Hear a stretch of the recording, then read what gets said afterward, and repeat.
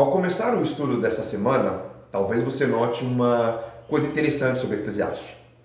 Ele começa a ter cada vez mais semelhança com o livro de Provérbios. Vemos ali em Provérbios uma série de pequenas afirmações que tratam do conhecimento prático sobre a vida cotidiana, embora nem sempre necessariamente em uma ordem seguida tão facilmente, né?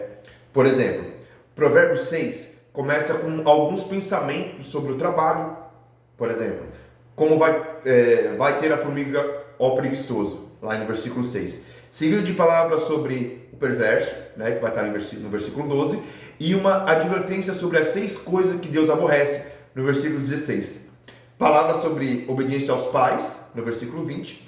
E, finalmente, uma advertência sobre os perigos da mulher alheia, que vai estar ali no versículo 45 até o 35.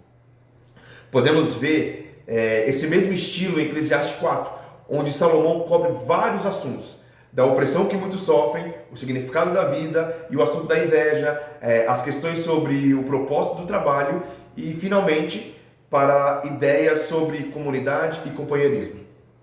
Embora muitas vezes suas sentenças sejam afiadas e objetivas, também muito poética e sem muita elaboração, falam de temas amplos que podem ser explorados de várias maneiras relevantes para nós ainda hoje.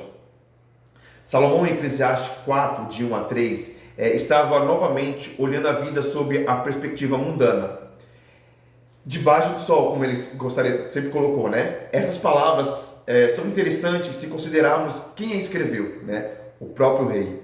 Uma coisa seria um escravo lamentar seu destino nas mãos dos seus senhores, ou um pobre lamentar seu destino sobre a opressão dos ricos. Mas nesse caso, você vê o líder mais rico e mais poderoso da nação lamentando as injustiças e opressões. Normalmente temos a tendência de pensar em opressão no contexto de política ou riqueza. Só que existe outras maneiras das pessoas serem oprimidas. O que dizer, por exemplo, do marido e esposa? Ou pais e filhos? O que dizer da opressão religiosa? O uso da religião para oprimir e explorar os outros? Ou o que dizer de empregadores e empregados? Ou de assédio sexual? Essa não seria uma forma de opressão? Em que outros tipos de opressão você pode pensar? Alguém pode ser opressor sem mesmo perceber? É uma pergunta interessante. O poder, ele pode ser sutil. Usado corretamente, pode ser uma grande bênção, pois com o poder é possível guiar até ordenar os outros na direção correta. Mas também é muito fácil abusar dele. Como se diz, o poder corrompe, e o poder absoluto corrompe absolutamente. A maioria, de uma forma ou de outra, tem poder sobre os outros, né? A pergunta decisiva é: como usar o poder? Olhe para si mesmo. Que tipo de poder você exerce? Até que ponto você está seguindo os princípios expressos no texto de Eclesiastes 4? Que mudanças você precisa fazer a fim de não abusar desse poder? Já em Eclesiastes 4, de 2 a 3, vai dizer: pelo que eu tenho por mais feliz os que já morreram, mais do que estão ainda vivos. Porém, mais que uns e outros, tenho por feliz aquele que ainda não nasceu e não viu más obras que jazem debaixo do sol.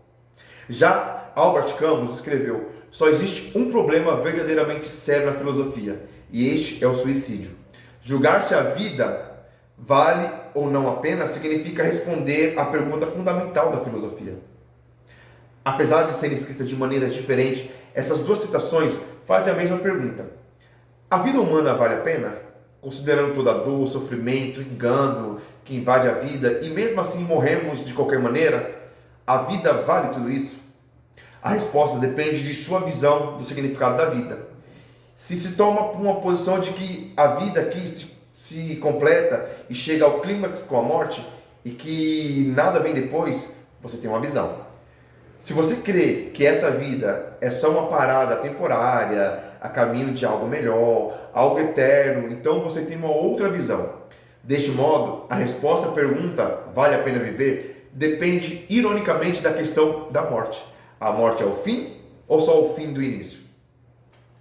Depois de dizer basicamente que teria sido melhor não ter nascido do que viver e ver todas as opressões, Salomão começou a investigar outro tema, a inveja.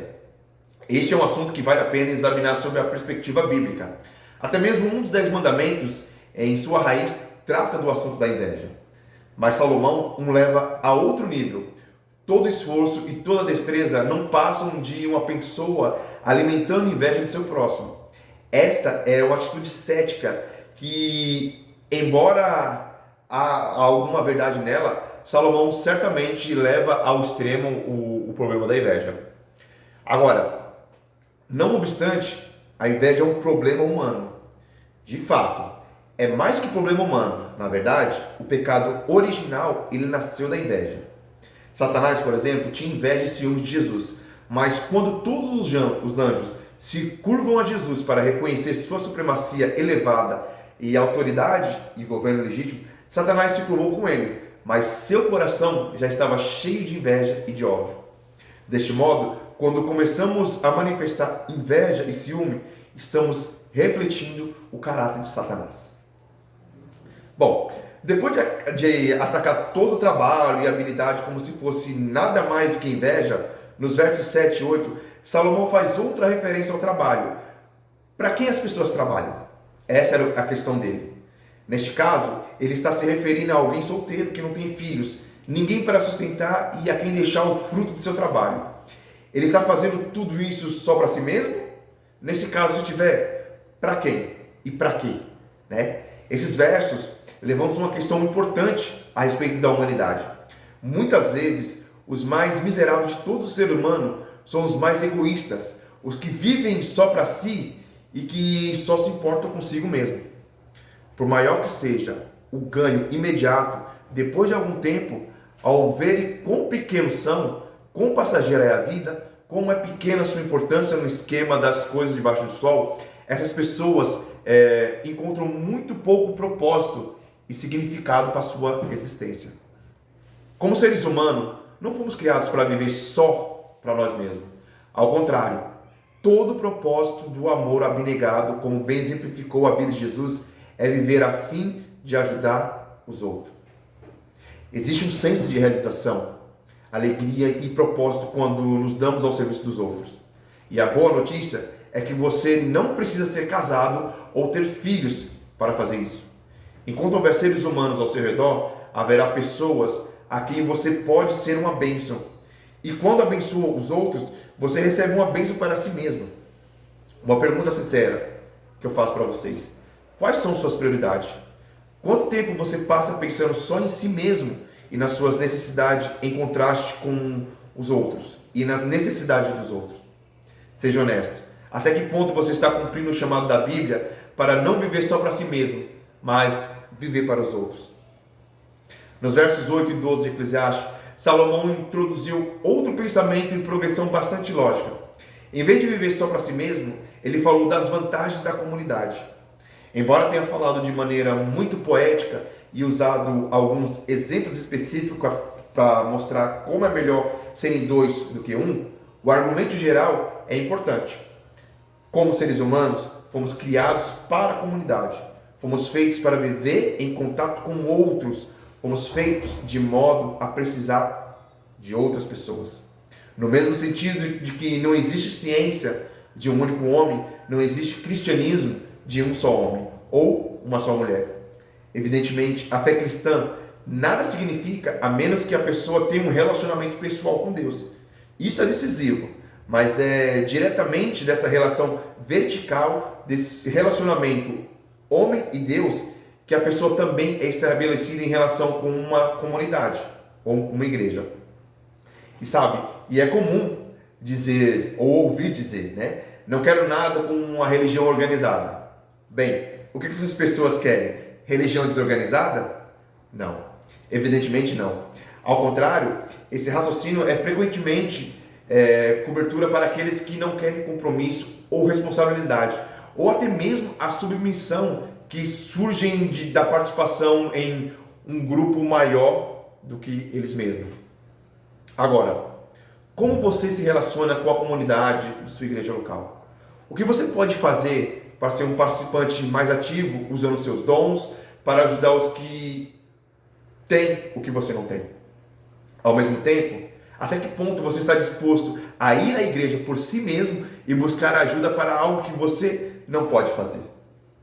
Certa vez, o escritor Kurt Vogel disse que os jovens devem fazer com a vida hoje muitas coisas, obviamente, mas o mais ousado é criar comunidades estáveis em que a terrível doença da solidão seja curada. Koinonia é a palavra grega traduzida como comunhão. Como seres humanos, fomos criados para a comunidade, para o companheirismo, para a interação humana. Mas não para qualquer tipo de interação. Afinal, se desejar interação humana, você pode ir a um bar ou a um jogo de futebol e interagir com outros. Não. A ideia bíblica é um tipo diferente de interação humana, que surge de uma comunidade de pessoas que, por amor a Deus, se dispõem a amar uns aos outros, cuidar uns dos outros e ajudar-se mutuamente. Pessoas compartilhando visões comuns, alvos comuns, sonhos comuns e propósito comum. Mas, acima de tudo, pessoas que se importam uma com as outras, que são dedicadas a ajudar-se mutuamente, não importando quais sejam suas necessidades. E assim que deve ser a comunidade cristã. Semana que vem eu volto com o capítulo 5 de Eclesiastes. Aguardo você.